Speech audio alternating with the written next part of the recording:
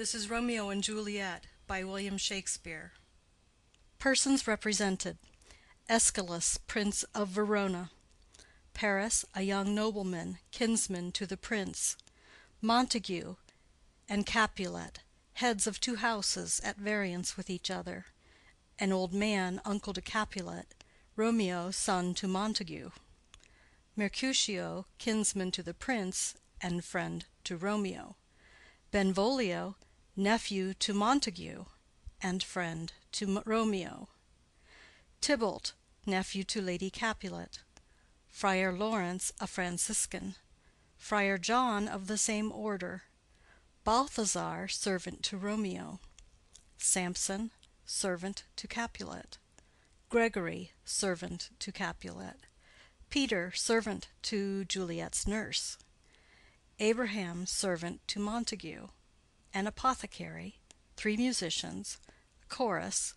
page to Paris, and another page; an officer; Lady Montague, wife to Montague; Lady Capulet, wife to Capulet; Juliet, daughter to Capulet; nurse to Juliet; citizens of Verona; several men and women, relations to both houses; maskers, guards, watchmen, and attendants. Scene, during the greater part of the play, in Verona, once in the fifth act at Mantua. The Prologue. Enter Chorus. Chorus. Two households, both alike in dignity, in fair Verona, where we lay our scene, from ancient grudge break to new mutiny, where civil blood makes civil hands unclean. From forth the fatal loins of these two foes, a pair of star-crossed lovers take their life, whose misadventured piteous overthrows doth with their death bury their parents' strife. The fearful passage of their death-marked love, and the continuance of their parents' rage, which but their children's end naught could remove, is now the 2 hours' traffic of our stage; the which, if you with patient ears attend, what here shall miss, our toil shall strive to mend. Act I, Scene I. A public place. Enter Samson and Gregory, armed with swords and bucklers. Samson. Gregory, on my word, we'll not carry coals. Gregory. No, for then we should be colliers. Samson. I mean, an we be in collar, we'll draw. Gregory. Ay, while you live, draw your neck out of the collar.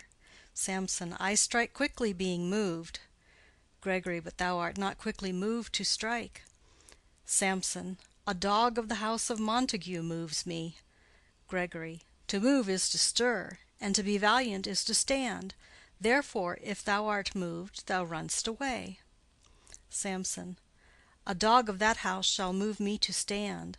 I will take the wall of any man or maid of Montague's. Gregory. That shows thee a weak slave, for the weakest goes to the wall. Samson. True, and therefore women, being the weaker vessels, are ever thrust to the wall. Therefore I will push Montague's men from the wall, and thrust his maids to the wall. Gregory. The quarrel is between our masters, and us their men. 'Tis all one, I will show myself a tyrant. When I have fought with the men, I will be cruel with the maids. I will cut off their heads. Gregory. The heads of the maids? Samson. Ay, the heads of the maids, or their maidenheads. Take it in what sense thou wilt. Gregory. They must take it in sense that feel it. Samson. Me they shall feel while I am able to stand, and 'tis known I am a pretty piece of flesh. Gregory. 'Tis well thou art not fish. If thou hadst, thou hadst been poor. John. Draw thy tool. Here comes two of the house of Montagues. Samson. My naked weapon is out. Quarrel, I will back thee. Gregory. How? Turn thy back and run? Samson. Fear me not. Gregory. No, marry, I fear thee. Samson. Let us take the law of our sides. Let them begin. Gregory. I will frown as I pass by, and let them take it as they list. Samson. Nay, as they dare. I will bite my thumb at them, which is disgrace to them if they bear it. Enter Abraham and Balthazar. Abraham. Do you bite your thumb at us, sir? Samson. I do bite my thumb, sir. Abraham. Do you bite your thumb at us, sir? Samson. Is the law of our side if I say aye? Gregory. No. Samson. No, sir, I do not bite my thumb at you, sir, but I bite my thumb, sir. Gregory. Do you quarrel, sir? Abraham. Quarrel, sir? No, sir. Samson. But if you do, sir, I am for you. I serve as good a man as you. Abraham. No better. Samson. Well, sir. Gregory. Say better. Here comes one of my master's kinsmen. Samson. Yes, better, sir. Abraham. You lie. Samson. Draw, if you be men. Gregory, remember thy swashing blow. They fight. Enter Benvolio. Benvolio. Part, fools! Put up your swords. You know not what you do. Beats down their swords. Enter Tybalt. Tybalt. What art thou drawn among these heartless hinds? Turn thee, Benvolio, look upon thy death. Benvolio. I do but keep the peace. Put up thy sword, or manage it to part these men with me. Tybalt. What, drawn, and talk of peace? I hate the word, as I hate hell, all Montagues, and thee. Have at thee, coward. They fight. Enter several of both houses, who join the fray. Then enter citizens with clubs. One citizen. Clubs, bills, and partisans, strike, beat them down. Down with the Capulets, down with the Montagues. Enter Capulet in his gown, and Lady Capulet. Capulet. What noise is this? Give me my long sword. Ho! Lady Capulet. A crutch, a crutch! Why call you for a sword? Capulet. My sword, I say. Old Montague is come, and flourishes his blade in spite of me. Enter Montague and his Lady Montague. Montague. Thou villain Capulet, hold me not. Let me go. Lady Montague. Thou shalt not stir one foot to seek a foe. Enter Prince with attendants. Prince. Rebellious subjects, enemies to peace, profaners of this neighbor-stained steel, will they not hear? What ho, you men, you beasts, that quench the fire of your pernicious rage with purple fountains issuing from your veins? On pain of torture from those bloody hands, throw your mistempered weapons to the ground, and hear the sentence of your moved prince. 3 civil brawls, bred of an airy word, by thee, old Capulet, and Montague, have thrice disturbed the quiet of our streets, and made Verona's ancient citizens cast by their grave beseeming ornaments, to wield old partisans, in hands as old, cankered with peace, to part your cankered hate. If ever you disturb our streets again, your lives shall pay the forfeit of the peace. For this time all the rest depart away.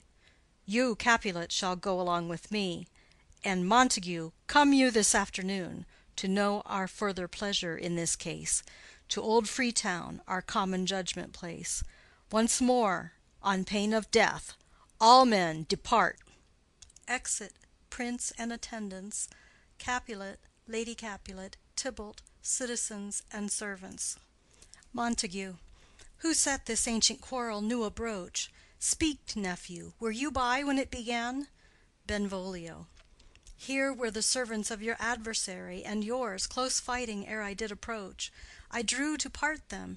In the instant came the fiery Tybalt with his sword prepared, which as he breathed defiance to my ears, he swung about his head and cut the winds, who, nothing hurt withal, hissed him in scorn.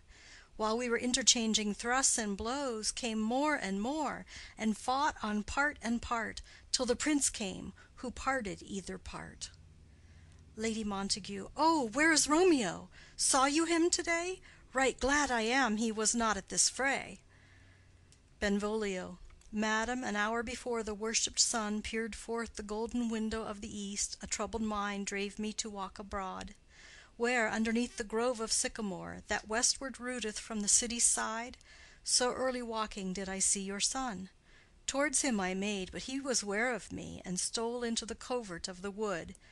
I, measuring his affections by my own, that most are busied when they're most alone, pursued my humor, not pursuing his, and gladly shunned who gladly fled from me. Montague. Many a morning hath he there been seen, with tears augmenting the fresh morning's dew, adding to clouds more clouds with his deep sighs.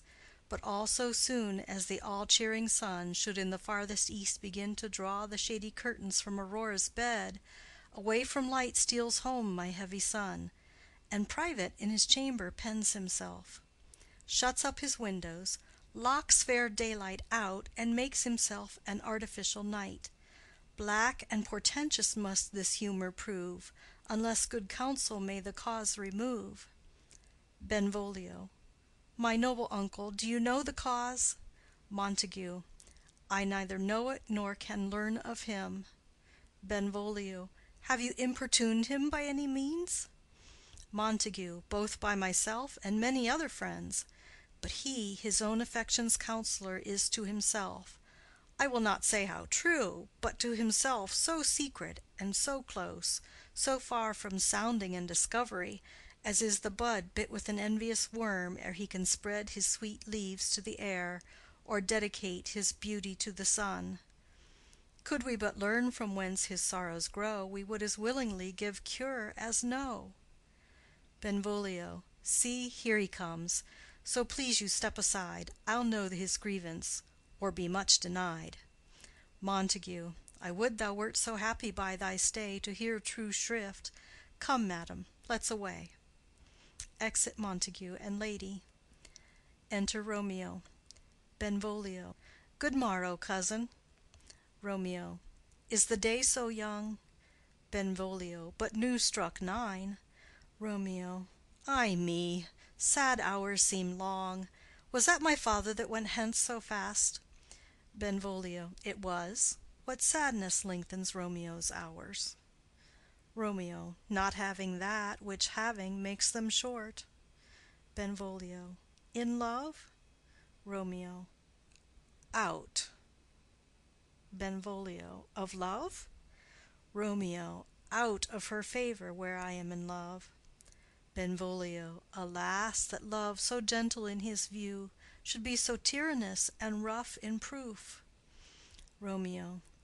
Alas, that love, whose view is muffled still, should without eyes see pathways to his will. Where shall we dine?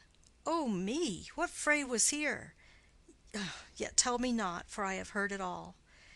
Here's much to do with hate, but more with love.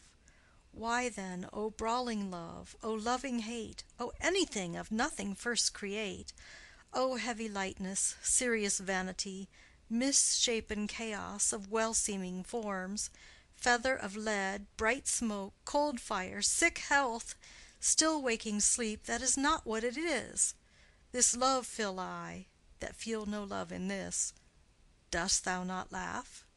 Benvolio. No, cause I rather weep. Romeo. Good heart at what? Benvolio. At thy good heart's oppression. Romeo. Why, such is love's transgression. Griefs of mine own lie heavy in my breast, which thou wilt propagate, to have it pressed with more of thine. This love that thou hast shown doth add more grief to too much of mine own.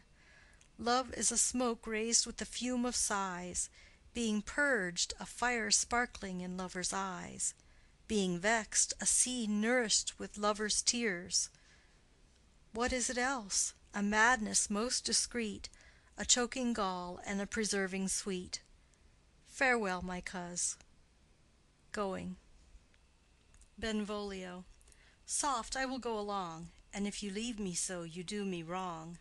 Romeo. Tut, I have lost myself. I am not here. This is not Romeo, he's some other where. Benvolio. Tell me in sadness, who is that you love? Romeo. What, shall I groan and tell thee? Benvolio. Groan? Why, no, but sadly tell me who. Romeo. Bid a sick man in sadness make his will. Ah, word ill urged to one that is so ill. In sadness, cousin, I do love a woman.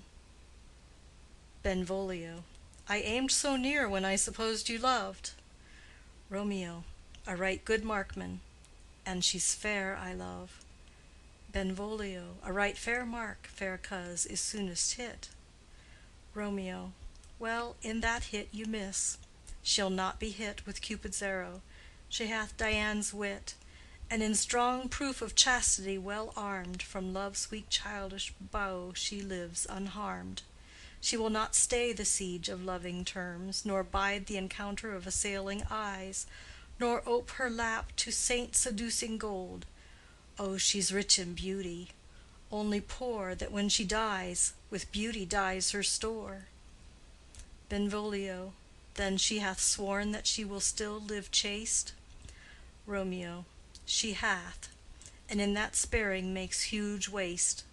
For beauty, starved with her severity, cuts beauty off from all posterity. She is too fair, too wise, wisely too fair, to merit bliss by making me despair. She hath forsworn to love, and in that vow do I live dead that live to tell it now. Benvolio.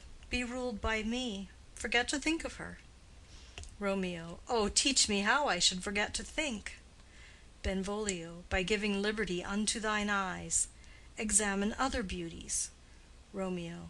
'Tis the way to call hers exquisite in question more. These happy masks that kiss fair ladies' brows, being black, puts us in mind they hide the fair. He that is struck and blind cannot forget the precious treasure of his eyesight lost. Show me a mistress that is passing fair. What doth her beauty serve but as a note where I may read who passed that passing fair? Farewell. Thou canst not teach me to forget. Benvolio. I'll pay that doctrine, or else die in debt. Exit. End of Scene 1. Scene 2. A street. Enter Capulet, Paris, and servant. Capulet. But Montague is bound as well as I, in penalty alike, and 'tis not hard, I think, for men so old as we to keep the peace. Paris. Of honorable reckoning are you both, and pity 'tis you lived at odds so long. But now, my lord, what say you to my suit? Capulet. But saying o'er what I have said before. My child is yet a stranger in the world. She hath not seen the change of 14 years. Let 2 more summers wither in their pride, ere we may think her ripe to be a bride. Paris. Younger than she are happy mothers made. Capulet. And too soon marred are those so early made. The earth hath swallowed all my hopes but she. She is the hopeful lady of my earth. But woo her, gentle Paris, get her heart. My will to her consent is but a part. And she agree, within her scope of choice lies my consent and fair according voice. This night I hold an old accustomed feast, whereto I have invited many a guest, such as I love. And you among the store, one more most welcome makes my number more. At my poor house look to behold this night earth-treading stars that make dark heaven light. Such comfort as do lusty young men feel, when well-apparelled April on the heel of limping winter treads, even such delight among fresh female buds shall you this night inherit at my house. Hear all see, and like her most whose merit most shall be, which among view of many, mine being one, may stand in number, though in reckoning none. Come, go with me. Go, sirrah, trudge about through fair Verona, find those persons out whose names are written there, gives a paper, and to them say, my house and welcome on their pleasure stay. Exit Capulet and Paris. Servant. Find them out whose names are written here. It is written that the shoemaker should meddle with his yard, and the tailor with his last, the fisher with his pencil, and the painter with his nets. But I am sent to find those persons whose names are here writ, and can never find what names the writing person hath here writ. I must to the learned, in good time. Enter Benvolio and Romeo. Benvolio. Tut, man, one fire burns out another's burning. One pain is lessened by another's anguish. Turn giddy, and be holp by backward turning. One desperate grief cures with another's languish. Take thou some new infection to thy eye, and the rank poison of the old will die. Romeo, your plantain leaf is excellent for that. Benvolio, for what, I pray thee? Romeo, for your broken shin. Benvolio, why, Romeo, art thou mad? Romeo, not mad, but bound more than a madman is, shut up in prison, kept without my food, whipped and tormented and— Gaden, good fellow. Servant, God gi gaden. I pray, sir, can you read? Romeo, I, mine own fortune in my misery. Servant, perhaps you have learned it without book, but I pray, can you read anything you see? Romeo, I, if I know the letters and the language. Servant, ye say honestly. Rest you merry. Romeo, stay, fellow, I can read. Reads. Signor Martino and his wife and daughters, County Anselmo and his beauteous sisters, the lady widow of Vitruvio, Signor Placentio and his lovely nieces, Mercutio and his brother Valentine, mine uncle Capulet, his wife and daughters, my fair niece Rosaline, Livia, Signor Valentio and his cousin Tybalt, Lucio and the lively Helena. A fair assembly. Gives back the paper. Whither should they come? Servant, up. Romeo, whither? Servant, to supper, to our house. Romeo, whose house? Servant, my master's. Romeo, indeed, I should have asked you that before. Servant, now I'll tell you without asking. My master is the great rich Capulet, and if you be not of the house of Montagues, I pray, come and crush a cup of wine. Rest you merry. Exit. Benvolio. At this same ancient feast of Capulets sups the fair Rosaline, whom thou so lovest, with all the admired beauties of Verona. Go thither, and with unattainted eye compare her face with some that I shall show, and I will make thee think thy swan a crow. Romeo. When the devout religion of mine eye maintained such falsehood, then turn tears to fires. And these, who often drowned, could never die, transparent heretics, be burnt for liars. One fairer than my love?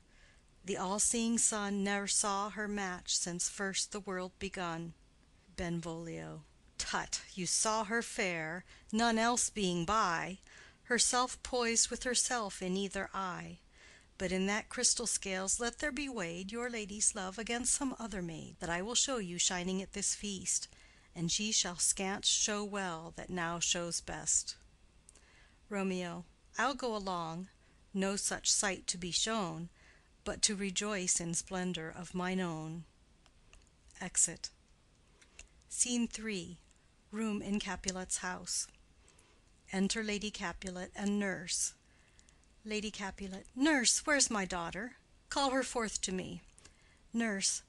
By my maidenhead, at 12-year-old I bade her come. What, lamb? What, ladybird? God forbid! Where's this girl? What, Juliet? Enter Juliet. Juliet. How now? Who calls? Nurse. Your mother. Juliet. Madam, I am here. What is your will? Lady Capulet. This is the matter. Nurse, give leave a while. We must talk in secret. Nurse, come back again. I have remembered me. Thou's hear our counsel. Thou knowest my daughter's of a pretty age. Nurse. Faith, I can tell her age unto an hour. Lady Capulet. She's not 14. Nurse. I'll lay 14 of my teeth, and yet to my teen be it spoken, I have but 4. She is not 14. How long is it now to Lammastide? Lady Capulet. A fortnight and odd days. Nurse. Even or odd, of all the days in the year, come Lammas Eve at night shall she be 14. Susan and she, God rest all Christian souls, were of an age. Well, Susan is with God. She was too good for me. But, as I said, on Lammas Eve at night shall she be 14. That shall she, Mary. I remember it well. 'Tis since the earthquake now 11 years, and she was weaned. I never shall forget it. Of all the days of the year, upon that day, for I had then laid wormwood to my dug, sitting in the sun under the dove house wall, My lord and you were then at Mantua. Nay, I do bear a brain. But as I said, when it did taste the wormwood on the nipple of my dug, and felt it bitter, pretty fool, to see it tetchy and fall out with the dug. Shake, quoth the dove–house, 'twas no need, I trow, to bid me trudge, and since that time it is 11 years. For then she could stand alone, nay, by the rood she could have run and waddled all about, for even the day before she broke her brow. And then my husband, God be with his soul, he was a merry man, took up the child. Yea, quoth he, dost thou fall upon thy face? Thou wilt fall backward when thou hast more wit. Wilt thou not, Jewel? And by my holidame, the pretty wretch left crying, and said, Aye. To see now how a jest shall come about, I warrant, and I should live 1,000 years, and never should forget it. Wilt thou not, Jewel? Quoth he. And pretty fool it stinted, and said, Aye. Lady Capulet. Enough of this. I pray thee hold thy peace. Nurse. Yes, madam. Yet I cannot choose but laugh to think it should leave crying and say aye. And yet I warrant it had upon its brow a bump as big as a young cockerel's stone, a parlous knock, and it cried bitterly. Yea, quoth my husband, fall'st upon thy face? Thou wilt fall backward when thou comest to age. Wilt thou not, Jewel? It stinted and said, Aye. Juliet. And stint thou too, I pray thee, nurse, say aye. Nurse. Peace, I have done. God mark thee to his grace. Thou wast the prettiest babe that e'er I nursed, and I might live to see thee married once, I have my wish. Lady Capulet. Marry. That marry is the very theme I came to talk of. Tell me, daughter Juliet, how stands your disposition to be married? Juliet. It is an honor that I dream not of. Nurse. An honor? Were not I thine only nurse, I would say thou hadst sucked wisdom from thy teat. Lady Capulet. Well, think of marriage now. Younger than you, here in Verona, ladies of esteem, are made already mothers. By my count, I was your mother much upon these years that you are now a maid. Thus then, in brief, the valiant Paris seeks you for his love. Nurse. A man, young lady, lady, such a man as all the world. Why, he's a man of wax. Lady Capulet. Verona's summer hath not such a flower. Nurse. Nay, he's a flower, in faith, a very flower. Lady Capulet. What say you? Can you love the gentleman? This night you shall behold him at our feast. Read o'er the volume of young Paris's face, and find delight writ there with beauty's pen. Examine every married lineament, and see how one another lends content. And what obscured in this fair volume lies, find written in the margent of his eyes. This precious book of love, this unbound lover, to beautify him, only lacks a cover. The fish lives in the sea, and 'tis much pride for fair without the fair within to hide. That book in many's eyes doth share the glory that in gold clasped locks in the golden story. So shall you share all that he doth possess, by having him, making yourself no less. Nurse. No less, nay, bigger. Women grow by men. Lady Capulet. Speak briefly. Can you like of Paris's love? Juliet. I'll look to like, if looking liking move, but no more deep will I endart mine eye than your consent gives strength to make it fly. Enter a servant. Servant. Madam, the guests are come, supper served up, you called, my young lady asked for, the nurse cursed in the pantry, and everything in extremity. I must hence to wait. I beseech you, follow straight. Lady Capulet. We follow thee. Exit servant. Juliet, the county stays. Nurse. Go, girl. Seek happy nights to happy days. Exit. Scene 4. A street. Enter Romeo, Mercutio, Benvolio, with 5 or 6 maskers, torch-bearers, and others. Romeo. What, shall this speech be spoke for our excuse, or shall we on without apology? Benvolio. The date is out of such prolixity. We'll have no Cupid hoodwinked with a scarf, bearing a Tartar's painted bow of lath, scaring the ladies like a crow-keeper, nor no without book prologue faintly spoke after the prompter for our entrance. But let them measure us by what they will, and we'll measure them a measure and be gone. Romeo. Give me a torch. I am not for this ambling. Being but heavy, I'll bear the light. Mercutio. Nay, gentle Romeo, we must have you dance. Romeo. Not I, believe me. You have dancing shoes with nimble soles.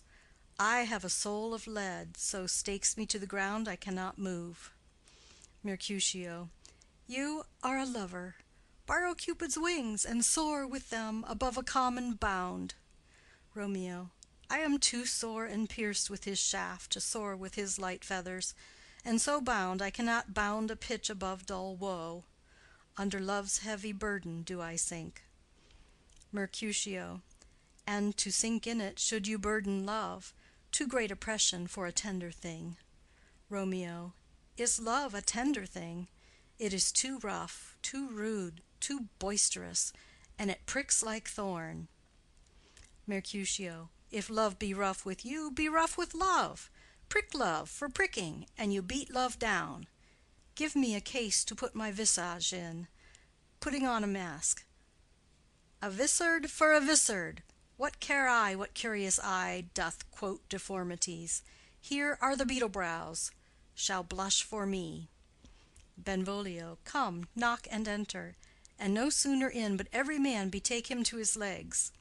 Romeo. A torch for me.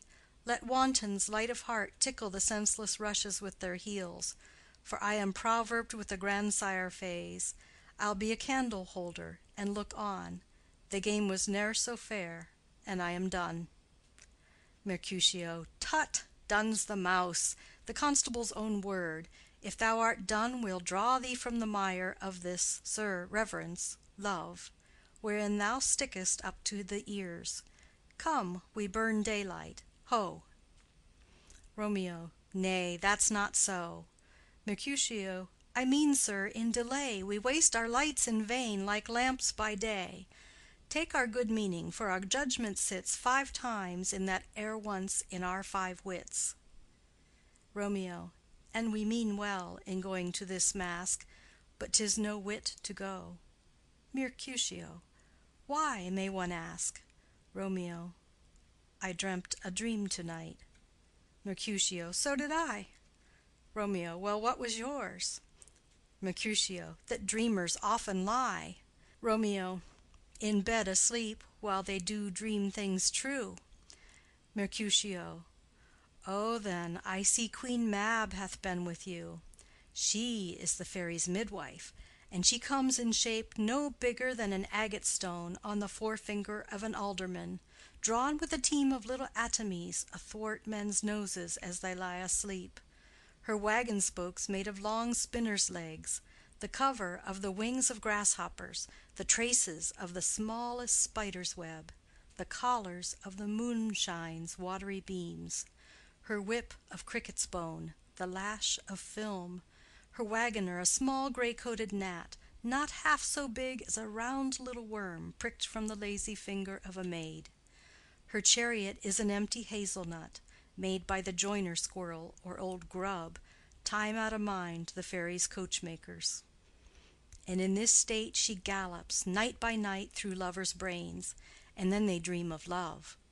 Or courtiers' knees that dream on courtesies straight, or lawyers' fingers who straight dream on fees, or ladies' lips who straight on kisses dream, which oft the angry Mab with blisters plagues, because their breaths with sweetmeats tainted are.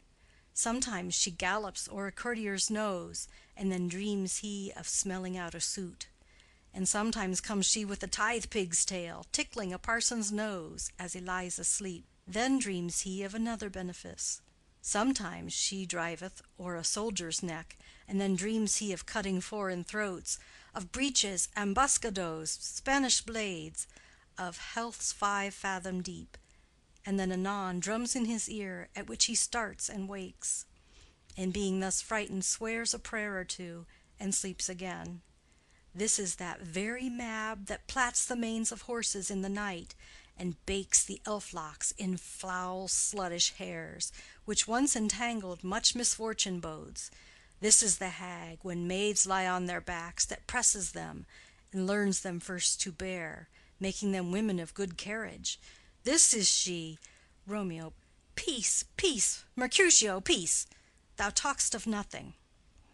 Mercutio. True, I talk of dreams, which are the children of an idle brain, begot of nothing but vain fantasy, which is as thin of substance as the air, and more inconstant than the wind, who woos even now the frozen bosom of the north, and being angered puffs away from thence, turning his face to the dew-dropping south. Benvolio. This wind you talk of blows us from ourselves. Supper is done, and we shall come too late. Romeo. I fear too early, for my mind misgives some consequence, yet hanging in the stars, shall bitterly begin this fearful date with this night's revels, and expire the term of a despised life, closed in my breast by some vile forfeit of untimely death. But he that hath the steerage of my course, direct my sail. On, lusty gentlemen. Benvolio. Strike, drum. Exit. End of Scene 4. Scene 5. A hall in Capulet's house. Musicians waiting. Enter servants. Servant 1. Where's Potpan that he helps not to take away? He shift a trencher, he scrape a trencher. Servant 2. When good manners shall lie all in one or two men's hands, and they unwashed too, 'tis a foul thing. Servant 1. Away with the joined stools, remove the court cupboard, look to the plate, good thou, save me a piece of marchpane, and as thou lovest me, let the porter let in Susan Grindstone and Nell, Antony and Potpan. Servant 2. Aye, boy, ready. Servant 1. You are looked for and called for, asked for and sought for in the great chamber. Servant 2. We cannot be here and there too. Cheerly, boys, be brisk a while, and the longer liver take all. They retire behind. Enter Capulet, etc., with the guests and maskers. Capulet. Welcome, gentlemen, ladies that have their toes unplagued with corns will have a bout with you. Aha, my mistresses, which of you all will now deny to dance? She that makes dainty, she, I'll swear, hath corns. Am I come near you now? Welcome, gentlemen. I have seen the day that I have worn a vissard, and could tell a whispering tale in a fair lady's ear, such as would please. 'Tis gone, 'tis gone, 'tis gone. You are welcome, gentlemen. Come, musicians, play. A hall, give room, and foot it, girls. Music plays, and they dance. More light, you knaves, and turn the tables up, and quench the fire, the room is grown too hot. Ah, sirrah, this unlooked-for sport comes well. Nay, sit, good cousin Capulet, for you and I are past our dancing days. How long is it now since last yourself and I were in a mask? Capulet. 2. By your lady, 30 years. Capulet. What, man, 'tis not so much, 'tis not so much. 'Tis since the nuptial of Lucentio. Come Pentecost as quickly as it will, some 25 years, and then we masked. Capulet. 2. 'Tis more, 'tis more. His son is elder, sir. His son is 30. Capulet. Will you tell me that? His son was but a ward 2 years ago. Romeo. What lady is that which doth enrich the hand of yonder knight? Servant. I know not, sir. Romeo. Oh, she doth teach the torches to burn bright. It seems she hangs upon the cheek of night, like a rich jewel in an Ethiop's ear. Beauty too rich for use, for earth too dear. So shows a snowy dove trooping with crows, as yonder lady o'er her fellows shows. The measure done, I'll watch her place of stand, and touching hers, make blessed my rude hand. Did my heart love till now? Forswear at sight, for I ne'er saw true beauty till this night. Tybalt. This, by his voice, should be a Montague. Fetch me my rapier, boy. What, dares the slave come hither, covered with an antic face, to flee and scorn at our solemnity? Now, by the stock and honor of my kin, to strike him dead I hold it not a sin. Capulet. Why, how now, kinsman, wherefore storm you so? Tybalt. Uncle, this is a Montague, our foe. A villain that is hither come in spite to scorn at our solemnity this night. Capulet. Young Romeo is it? Tybalt. 'Tis he, that villain Romeo. Capulet. Content thee, gentle coz, let him alone. He bears him like a portly gentleman. And to say truth, Verona brags of him to be a virtuous and well-governed youth. I would not for the wealth of all the town here in my house do him disparagement. Therefore be patient, take no note of him, it is my will. The which if thou respect, show a fair presence, and put off these frowns, and ill-beseeming semblage for a feast. Tybalt. It fits, when such a villain is a guest. I'll not endure him. Capulet. He shall be endured. What, goodman boy, I say he shall. Go to. Am I the master here, or you? Go to. You'll not endure him, God shall mend my soul. You'll make a mutiny among my guests. You'll set a cock-a-hoop. You'll be the man. Tybalt. Why, uncle, 'tis a shame. Capulet. Go to, go to. You are a saucy boy. Is it so indeed? This trick may chance to scathe you. I know what. You must contrary me. Marry, 'tis time. Well said, my hearts. You are a prince-cox. Go, be quiet, or more light, more light! For shame, I'll make you quiet. What, cheerly, my hearts! Tybalt. Patience perforce with wilful choler meeting makes my flesh tremble in their different greeting. I will withdraw, but this intrusion shall, now seeming sweet, convert to bitter gall. Exit. Romeo to Juliet. If I profane with my unworthiest hand this holy shrine, the gentle fine is this: my lips, two blushing pilgrims, ready stand to smooth that rough touch with a tender kiss. Juliet. Good pilgrim, you do wrong your hands too much, which mannerly devotion shows in this: for saints have hands that pilgrims' hands do touch, and palm to palm is holy palmer's kiss. Romeo. Have not saints lips, and holy palmers too? Juliet. Ay, pilgrim, lips that they must use in prayer. Romeo. O then, dear saint, let lips do what hands do. They pray, grant thou, lest faith turn to despair. Juliet. Saints do not move, though grant for prayer's sake. Romeo. Then move not, while my prayer's effect I take. Thus from my lips, by thine my sin is purged. Kisses her. Juliet. Then have my lips the sin that they have took. Romeo. Sin from my lips? O trespass sweetly urged! Give me my sin again. Juliet. You kiss by the book. Nurse. Madam, your mother craves a word with you. Romeo. What is her mother? Nurse. Marry, bachelor, her mother is the lady of the house, and a good lady, and a wise and virtuous. I nursed her daughter that you talked withal. I tell you, he that can lay hold of her shall have the chinks. Romeo. Is she a Capulet? O dear account, my life is my foe's debt. Benvolio. Away, begone, the sport is at the best. Romeo. Ay, so I fear, the more is my unrest. Capulet. Nay, gentlemen, prepare not to be gone. We have a trifling foolish banquet towards. Is it e'en so? Why then, I thank you all. I thank you, honest gentlemen. Good night. More torches here. Come on then, let's to bed. Ah, sirrah, to second Capulet. By my fay, it waxes late. I'll to my rest. Exit all but Juliet and nurse. Juliet. Come hither, nurse. What is yon gentleman? Nurse.